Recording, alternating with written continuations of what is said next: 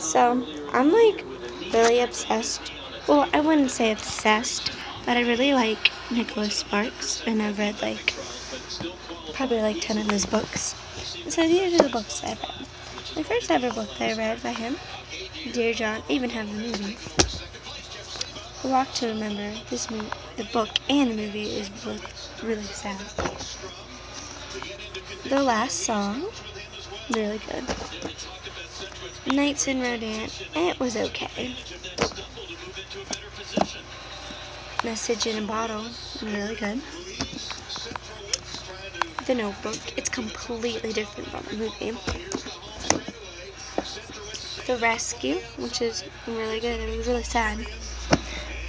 I swear, in like every movie, it takes place in either like North Carolina, South Carolina. Someone falls in love, someone dies, and all starts to do with war.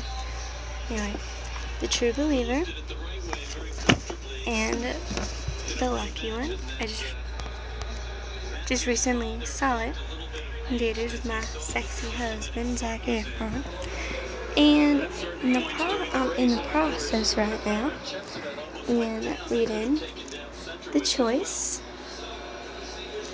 And then after that, I'm going to read another book called